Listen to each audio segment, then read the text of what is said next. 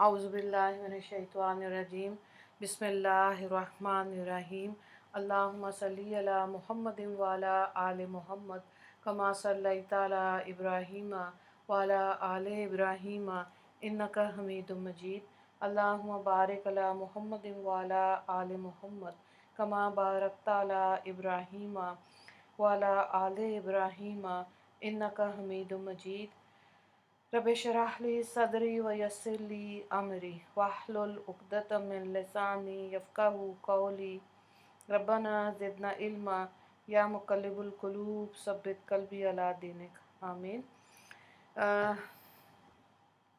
सूरह कुरैश आज हम करेंगे पारा नंबर 30।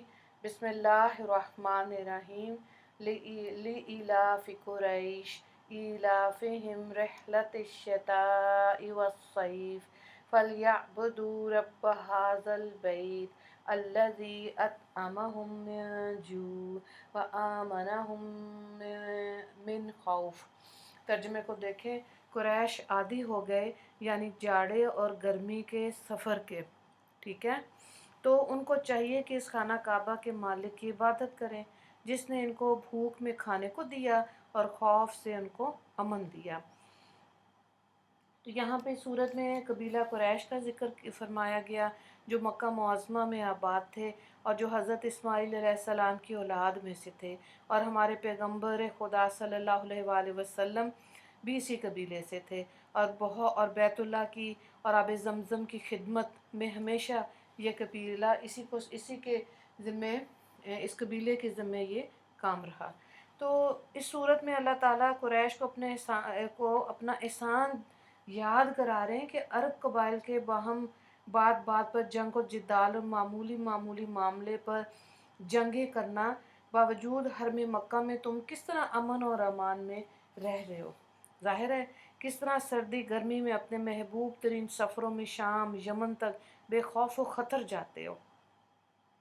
तो कुरैश आदी हो गए यानी जाड़े और गर्मी के सफ़र के, यानी कुरैश की आदत थी कि साल भर में तजारत की गर्ज से 2 सफ़र किया करते थे, सर्दियों में यमन की तरफ और गर्मियों में शाम की तरफ। और लोग इनको अहले हरम और खादमे काबा समझ कर नहायत इज़्ज़त और एहतराम से देखते थे, इनकी खिदमत करते, इनको तजारत में खातिर ख्वाह नफ़ा होता था।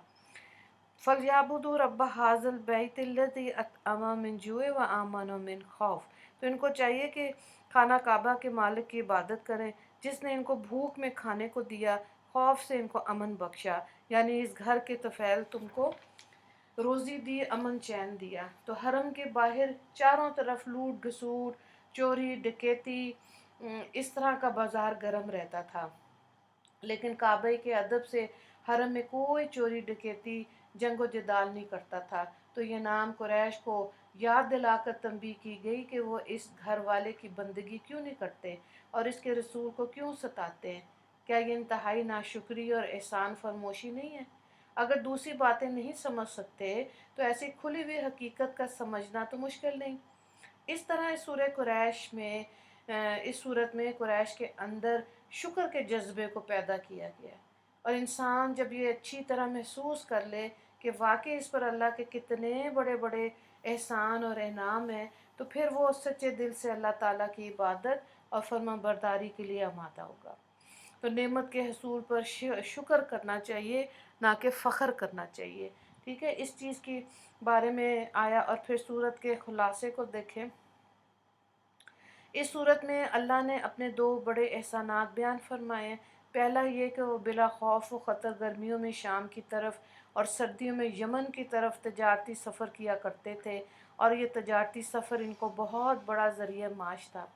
दूसरा एहसान ये कि इन्हें बल्द हरम में अमन, इत्मीनान और तहफ़्फ़ुज़ की नेमत हासिल थी। ये वो नेमतें ज़िक्र फरमा के इन्हें समझाया गया कि ख़ुद फ़रेबी, ख़ुद पसंदी और कौम परस्ती से बाज आ जाओ और बैतुल्लाह के रब की इबादत करो जिसने तुम्हें अपनी नेमतों से नवाजा है। तो सूरह कुरैश का 3 सवालात हैं कि सूरत में किस जज्बे को उभारा गया है। दूसरा सवाल है तजारती तहफ़्फ़ुज़ कुरैश को कैसे मिला, और तीसरा सवाल है कि इस सूरत में कौन से 2 एहसानात के बारे में ज़िक्र किया जा रहा है। दुआ कर लेते हैं।